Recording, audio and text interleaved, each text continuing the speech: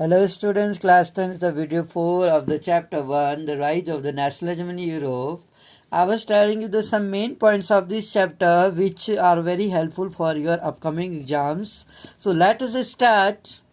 तो इफ़ अगर हम बात करें रिवॉल्यूशनरीज की, तो जो 1815 के बाद बहुत सारे रिवॉल्यूशनरीज भी थे, क्योंकि मैंने बताया कि एक मिलीजुली प्रतिक्रिया थी। नेपोलियन द्वारा जो जीते गए टेरिटरीज थे उनमें भी नेपोलियन कोड लागू था। तो जो एडमिनिस्ट्रेशन की अगर हम बात करें नेपोलियन की, तो बहुत सारे जो मिडिल मैन थे, जो एजुकेटेड थे, वो लोग कहीं ना कहीं नेपोलियन का शासन को अच्छा भी मानते थे। यानी कि जो मिडिल मैन थे वो चाहते थे कि देश में डेवलपमेंट हो, देश का डेवलपमेंट चाहते थे। आप लिख सकते हैं they wanted the development in a country, और वो चाहते थे कि जो सबका लिविंग स्टैंडर्ड वो आगे बढ़े और कोई भी आउटर कंट्री उन पर रूल ना करे। तो इसलिए बहुत सारे जो हम कह सकते हैं कि 1815 के बाद से जो कंजर्वेटिज्म लागू कर दिया था प्राग ने, बुरबॉन डायनेस्टी दोबारा से आ गई थी, ऑटोक्रेसी दोबारा से आ गई थी। इसके लिए जो वो चाहते थे कि कोई जो शासन था वो चाहते थे कि कोई भी इस पर क्वेश्चंस ना करे, क्रिटिसाइज ना करे इस गवर्नमेंट की। तो इस तरीके से रिवॉल्यूशनरीज थे वहां पर। अब ये रिवॉल्यूशनरी जो थे डिड नॉट वांट मोनार्की को एग्जिस्ट नहीं कर रहे थे, एक्सेप्ट नहीं किया। They didn't want the monarchy to exist. कहते थे मोनार्की तो किसी भी हाल में उन्हें स्वीकार नहीं करना है, इससे देश का डेवलपमेंट नहीं होगा। यानी वो ऐसी सरकार चाहते थे जो पीपल के कंस्टेंट पर हो, चाहे वो कॉन्स्टिट्यूशनल मोनार्ची क्यों ना हो। यानी कि कॉन्स्टिट्यूशनल मोनार्ची में शासन राजा करेगा, लेकिन वो जनता के प्रति क्या होगा, जनता के द्वारा जो चुने गए रिप्रेजेंटेटिव्स हैं वो उस पर क्या करेंगे, कंट्रोल करेंगे। तो उन्होंने क्या किया, दे फॉर्म्ड ए सीक्रेट सोसाइटी। जितने रिवॉल्यूशनरीज जो थे, क्रांतिकारी थे, मैं 1815 के बाद की बात बता रहा हूं आपको।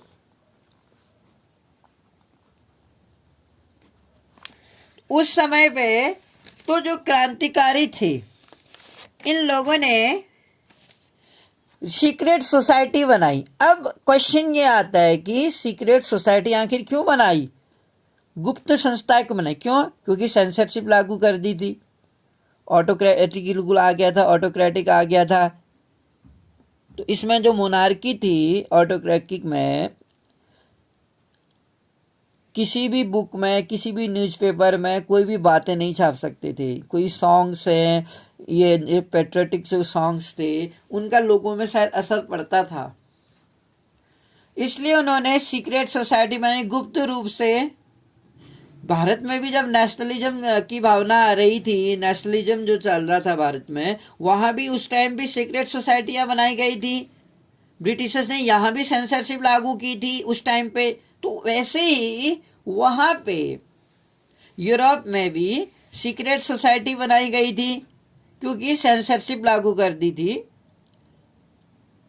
अब ये चाहते थे कि फ्रीडम मिले और मोनार्की को एक्सेप्ट नहीं कर रहे थे। और धीरे धीरे वहां पर इटली के इतिहास में अगर हम इटली की बात करें, जूसेप मैजिनी ये बहुत ही पॉपुलर रिवॉल्यूशनरी थे।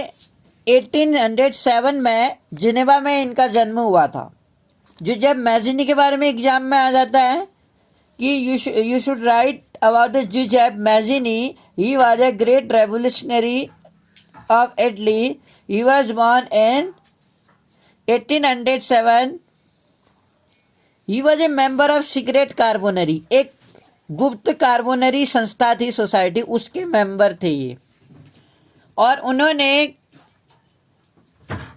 यंग यूरोप नाम की एक क्या बनाई थी, एक सीक्रेट सोसाइटी बनाई थी बर्न में, स्विट्जरलैंड की कैपिटल। और एक दूसरी जो सीक्रेट सोसाइटी बनाई थी उनका नाम था यंग इटली, मार्शलीज में बनाई थी। मैंने आपको बताया था कि मार्शलीज नाम से ही फ्रांस का क्या है, नेशनल एंथम है। आइडिया जो इसका जो आइडिया आया था, कॉमन पीपल्स, जो कॉमन पीपल थे, एजुकेटेड जो लोग थे, बेसिकली मैंने आपको बताया था कि फ्रांस के जो कॉमन पीपल थे वो दो भागों में बटे थे, एक नेशनलिस्ट थे, एक लिबरल नेशनलिस्ट थे। तो वो दोनों ही क्या चाहते थे, एक देश में एक ऐसी गवर्नमेंट हो जो पीपल्स के द्वारा चुनी जाए।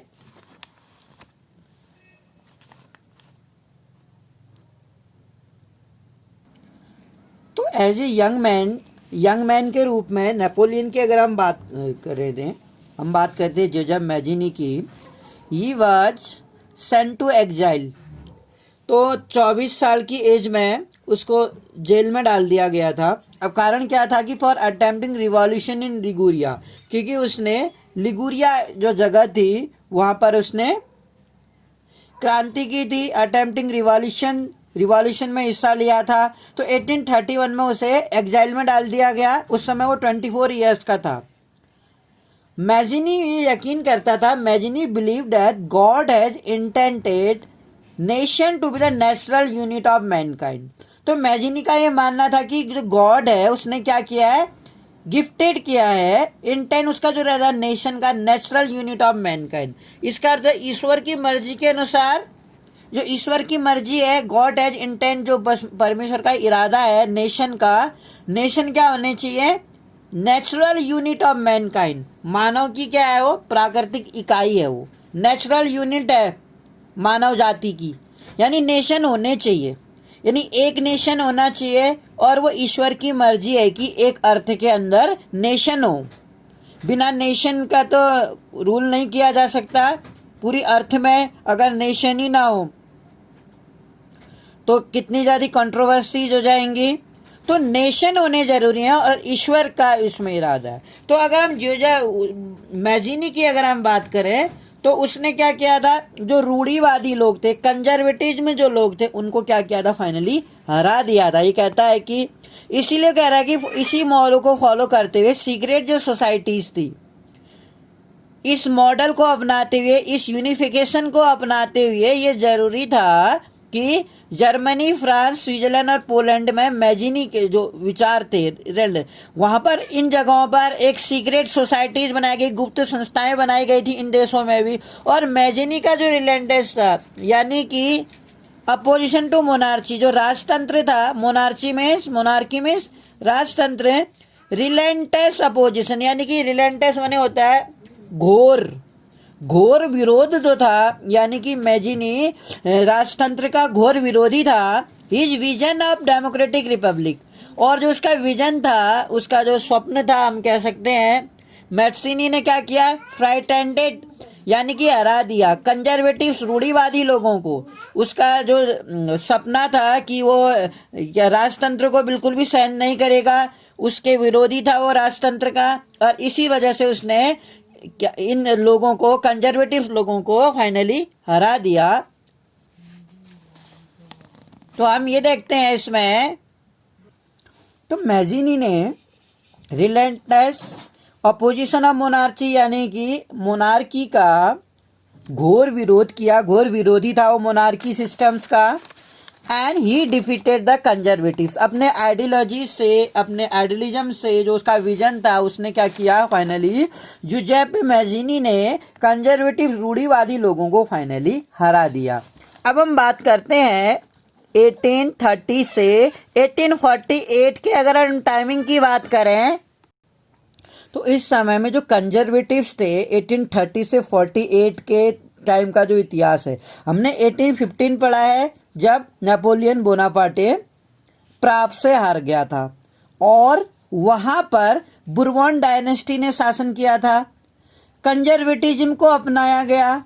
नेपोलियन के जो ज़्यादा जितने नेपोलियन के जो रूल थे उनको सारा कैंसिल किया गया। पर क्या क्वेश्चन है, क्या ये जो लिबरल्स थे, रिवॉल्यूशनरीज थे, नेशनलिस्ट थे, क्या इन्हें ये एक्सेप्ट था? ये तो डेवलपमेंट चाहते थे, ये तो किसी आउटर एक ऑटोक्रेसी को एक्सेप्ट ही नहीं करना चाहते थे। मोनार्की एक्सेप्ट नहीं थी इन्हें। तो जो एक कंजर्वेटिव्स थे रिजाइन ट्राइज टू कंसोलिडेट माने क्या होता है, मजबूत करना।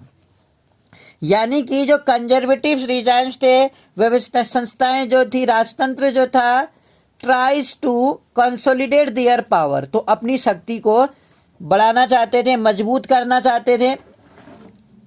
लिबरलिज्म एंड नेशनलिस्ट, और जो लिबरलिज्म थे, उदारवादी जो राष्ट्रवाद था, उन्होंने क्या किया, इंक्रीजिंगली एसोसिएट विद रिवॉल्यूशन, इसको रिवॉल्यूशन से देखा, राष्ट्रवाद और उदारवाद को एक क्रांति से देखा। यानी ये अलग चीज है, रिवॉल्यूशन अलग चीज है। रिवॉल्यूशन जो था क्रांति की गई, और जो लिबरलिज्म था, उदारवादिता जो थी, लिबरल जो थे वो अलग थे, और इसमें नेशनलिस्ट थे। ये तीनों को एक ही एसोसिएट किया गया।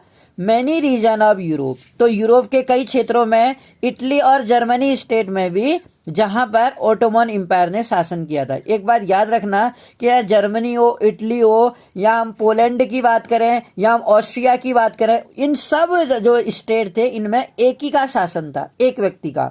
ओटोमन एम्पायर, आयरलैंड और पोलैंड भी जिसमें आते थे। They revolution were led by liberal nationalist, और जो एक क्रांति यहाँ थी, उदारवादी राष्ट्रवादी लोग कर रहे थे इनको, उदारवादी भी थे और राष्ट्रवादी भी थे, लिबरल भी थे और नेशनलिस्ट भी थे। जितनी इन ऑटोमन एम्पायर जहाँ पर इन राज्यों में था, वहाँ पर जो क्रांतियाँ हुई उनका नेतृत्व किसने किया, उदारवादी और राष्ट्रवादी लोगों ने। ये बहुत अच्छी बात कहता है कि उदारवादी और राष्ट्रवादियों ने इनका नेतृत्व किया। बिलोंगिंग टू द एजुकेटेड, जो कौन थे, एजुकेटेड थे, मिडिल क्लास मतलब शिक्षित मध्यम वर्गीय थे, एलाइट थे। एलाइट कौन होते हैं, जो विशिष्ट लोग होते हैं, बड़े लोग होते हैं, उच्च वर्ग, जिनके पास बहुत पैसा होता है, एलाइट कहते हैं उनको। अमंग होम वेयर प्रोफेसर, जिनमें से कई लोग प्रोफेसर थे, स्कूल के अध्यापक थे, क्लर्क थे, and member of the commercial middle classes, और मध्यम वर्गीय लोग, वाणिज्य व्यापार, जो व्यापार करने वाले मध्यम वर्गीय लोग थे, वो लोग इस लिबरल नेशनलिस्ट मूवमेंट में शामिल थे। और एक बिगुल बज चुका था पूरे यूरोप के राज्यों में कि क्रांति लानी है और एक मोनार्की को हटाना है।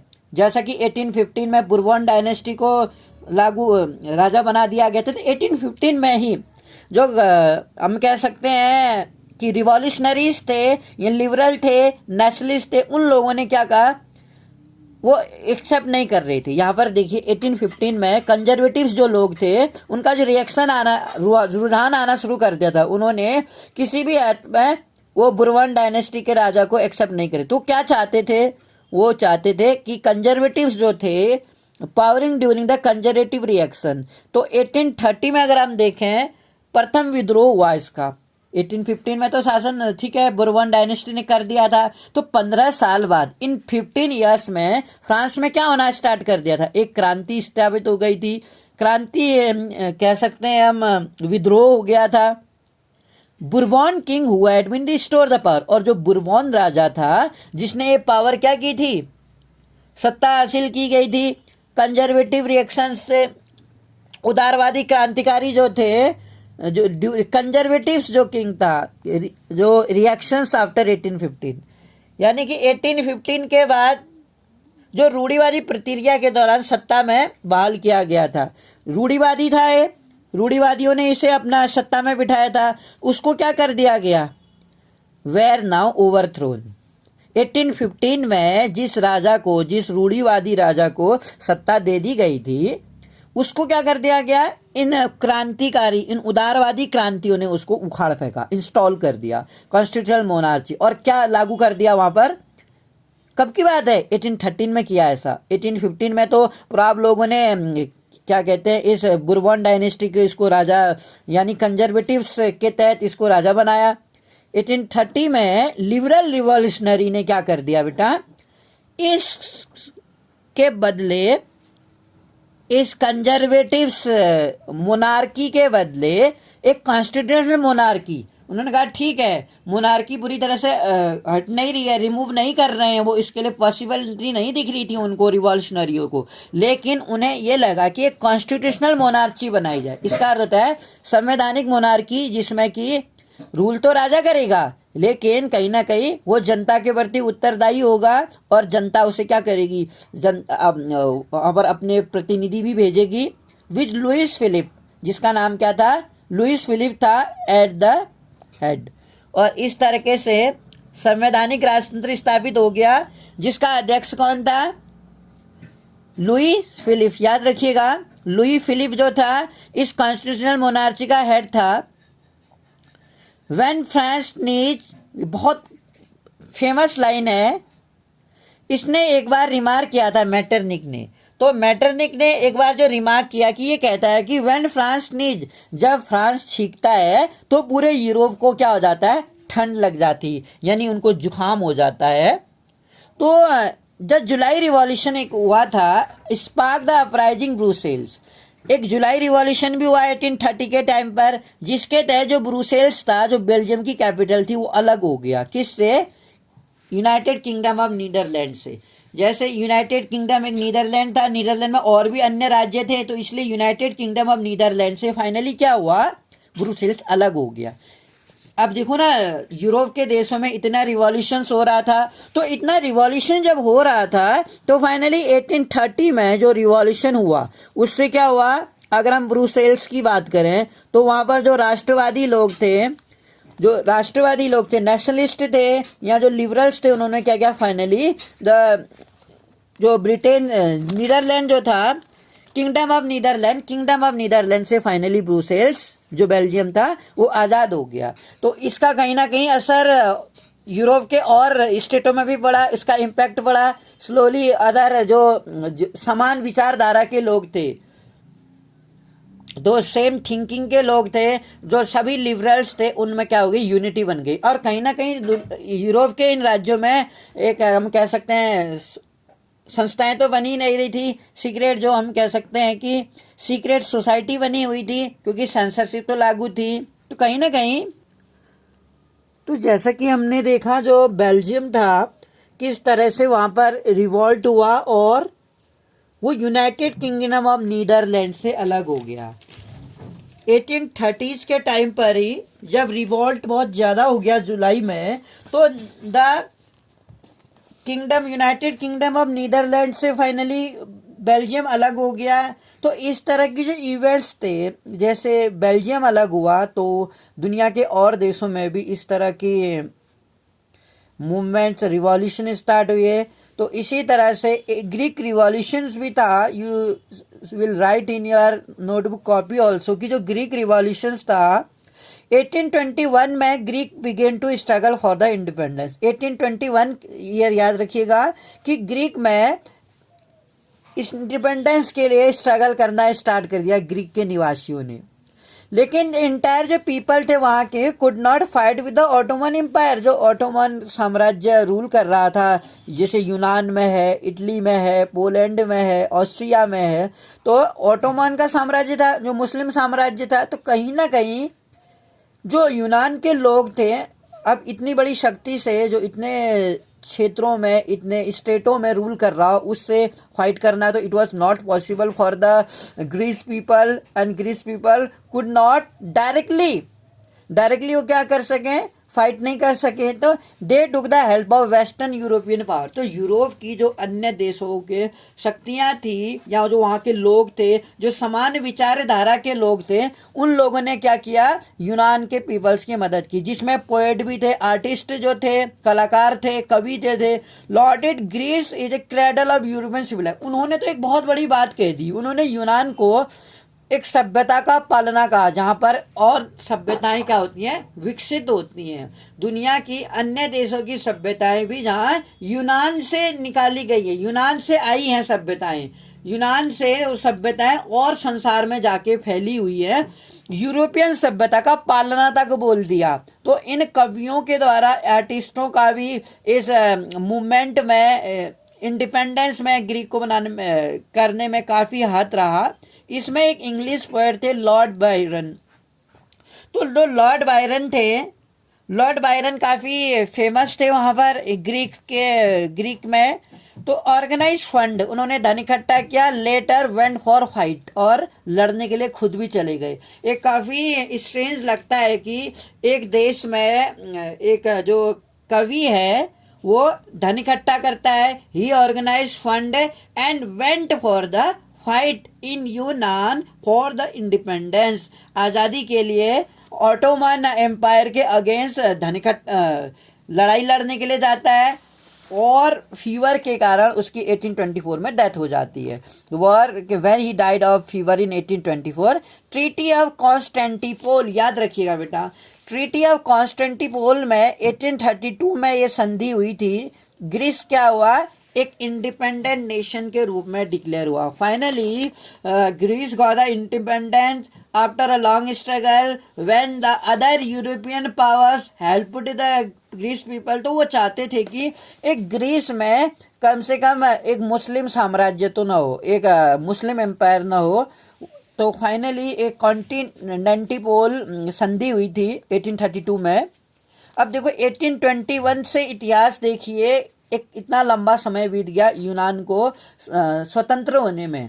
It was a really a long period for a Greece for becoming independent, and finally after a long struggle either the poet, either the artist played a very important role for the independence, contributed and organized a fund and went for fight for the country. अपने देश के लिए एक जुनून था, एक जज्बा था, एक राष्ट्रवादी भावना थी उनमें, एक लिबरल्स उदारवादी जो लोग थे जो एक स्वतंत्र होना चाहते थे, और फाइनली यूनान को इससे स्वतंत्रता मिली और कॉन्स्टेंटिपोल संधि के तहत यूनान जो था आज़ाद हो गया। और कहते हैं कि जो यूनान की सभ्यता है अन्य सभ्यताओं को उसने जन्म दिया है, तभी उसे क्या कहते हैं, क्रेडल ऑफ यूरोपियन सिविलाइजेशन कहा जाता है। एक काफ़ी इसमें मैटरनिक का एक मुझे लाइन याद आता है कि जब फ्रांस से छींकता है तो यूरोप के और देशों को जुकाम हो जाता है। मैटरनिक ने ये बोला था, it's a really a very famous quotation given by the Metternich. तो I hope you understood about the Greek revolution, किस तरह से ग्रीक रिवॉल्यूशन भी हुआ और ग्रीक को फाइनली क्या हुआ, कुस्तुनतुनिया जो था, कॉन्स्टेंटिपोल जो था, उसके तहत यूनान को एक स्वतंत्र राष्ट्र की, एक इंडिपेंडेंट नेशन की क्या हो गई, मान्यता मिल गई। इससे पहले तो वो एक इंडिपेंडेंट स्टेट था ही नहीं, ऑटोमन एम्पायर का उस पर शासन था, और फाइनली वो क्या हुआ, आज़ाद हो गया। This is all for today. Thank you for listening me.